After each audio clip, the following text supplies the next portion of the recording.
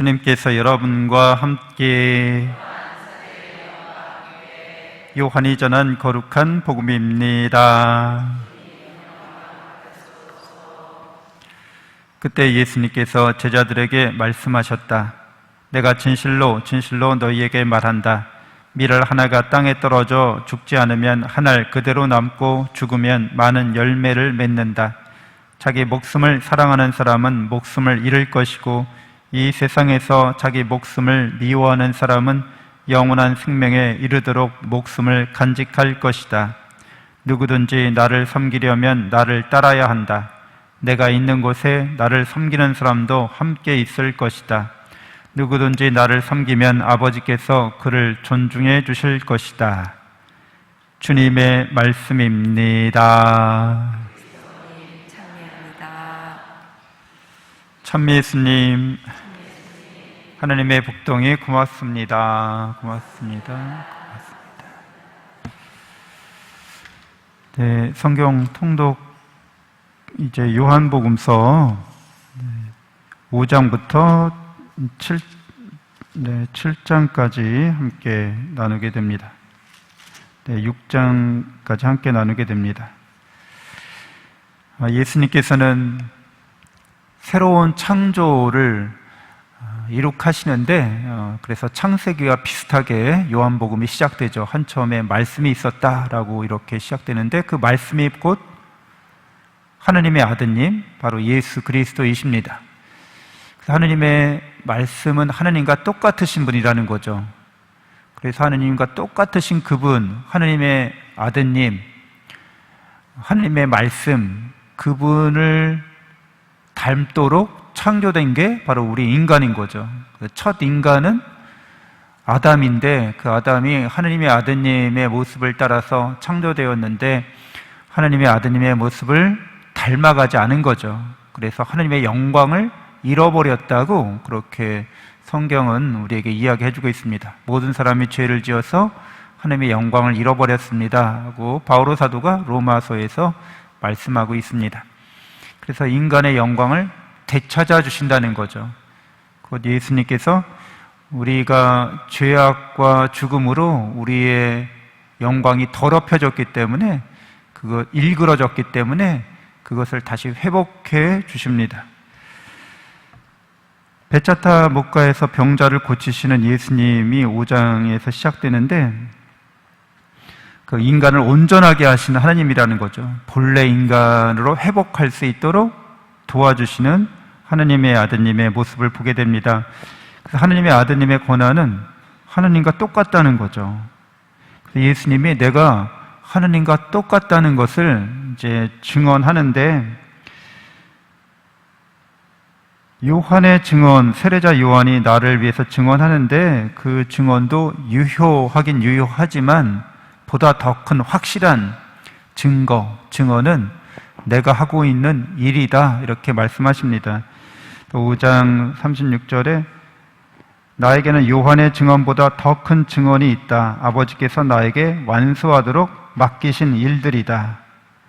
그래서 내가 하고 있는 일들이 나를 위하여 증언한다. 아버지께서 나를 보내셨다는 것이다. 당신이 아버지께로부터 받은 사명이 그 일이 당신이 누구인지를 드러내신다고 말씀을 해주십니다. 그리고 이런 일들은 하나님의 말씀 또 하나님께서 원하고 뜻하시는 일들은 성경에 다 기록되어 있어서 성경이 곧 당신을 증언한다고 이렇게 말씀해 주십니다. 타당한 그 증인이 법정에서 인정을 받으려면 2사람 이상의 증인이 필요하다는 거죠. 세례자 요한이 그렇고 당신이 하고 있는 일이 그렇고 성경에 그런 게 다 기록되어 있다고 이렇게 말씀을 하시는 거죠. 그러면서 이런 말씀을 하시죠. 그런데도 너희는 나에게 와서 생명을 얻으려 하고 하지 않는다. 나는 사람들에게서 영광을 받지 않는다. 그리고 나는 너희에게 하나님을 사랑하는 마음이 없다는 것을 안다. 이렇게 말합니다. 너희는 나를 영광스러운 존재로 보지 않을 거라는 거죠. 그리고 당신 또한 사람들이 주는 영광을 추구하지 않는다. 이렇게 말씀하시는 겁니다. 그렇게 하는 이유는 그 안에 하느님을 사랑하는 마음이 없다는 거죠. 그래서 보통 우리가 영광스럽다 그러면은, 예를 들자면 뭐 올림픽에 나가서 금메달을 땄어요? 그러면 영광스럽다 그러죠. 국가의 영예다 이렇게 얘기합니다. 근데 이 성경에서 영광이라고 말하는 거는 본연의 성질, 그러니까 본성이라고 하죠. 본질이라고 합니다. 그러니까 그 사람을 그 사람답게 하는 거, 그걸 본질이라고 하는 거죠. 나를 나답게 하는 거. 그러니까 인간의 본질, 인간의 본성은 뭐겠어요? 하느님을 닮은 거죠. 그러니까 인간을 인간답게 하는 거는 하느님을 닮아가는 거죠. 그런 게 영광입니다.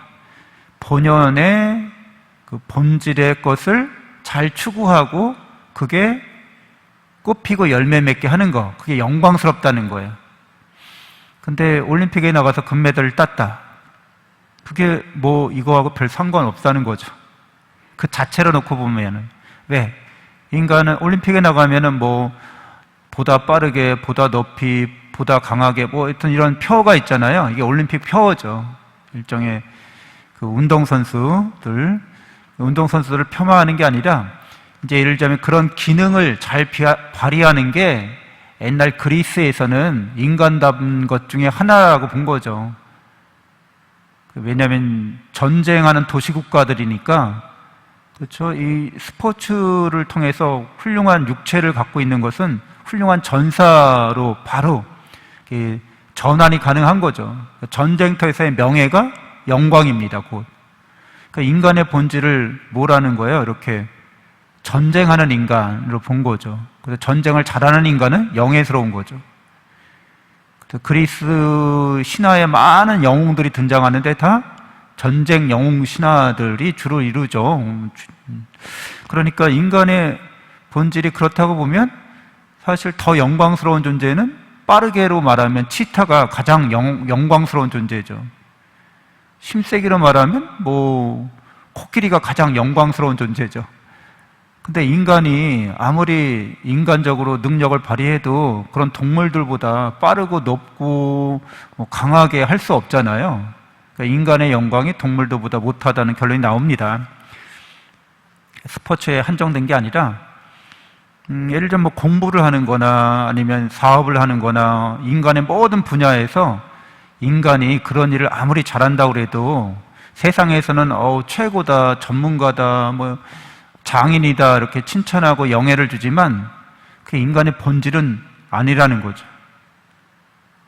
그래서 정말 그런 말들이 맞기 시작합니다. 이제는 인간이 어떤 분야에서든지 잘하는 것들이 있잖아요. 그거는 이제 앞으로는 점점 더 빠르게 그 인공지능이 대체해 가기 시작합니다. 그렇죠? 바둑을 잘 두면 뭐라고 그랬죠? 우리 뭐 국수라고 하나요? 최고의 영예를 주는 거죠. 근데 한갓 사물이 인간보다 이제는 인간이 컴퓨터를 이길 수 없죠. 인공지능, 바둑주는 인공지능을 이길 수가 없습니다.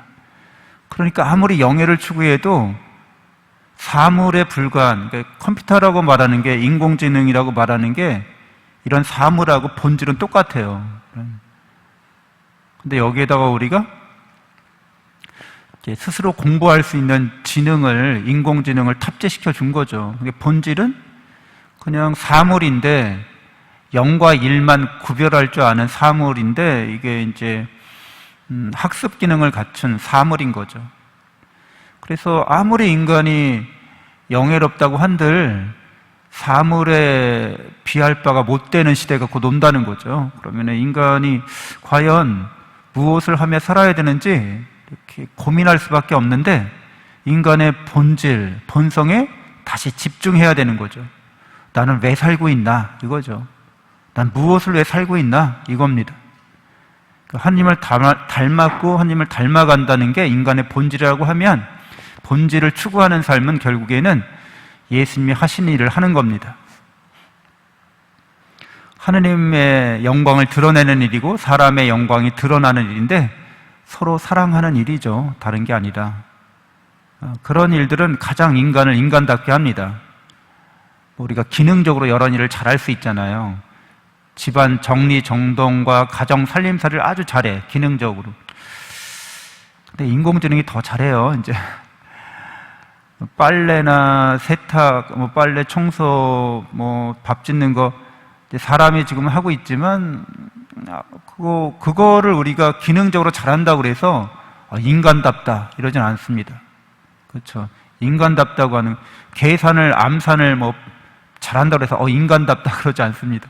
그거는 이제 뭐 계산기가, 컴퓨터가, 인공지능이, 로버트가 다 대체해갈 일이어서 인간답다고 할 일들이 점점 이제 하나씩 제외되는 거죠. 여러 가지가 있었는데 하나하나씩 다 제외되고 마지막까지 남는 건 뭐예요? 결국에는 사랑하는 사람이다라는 거예요.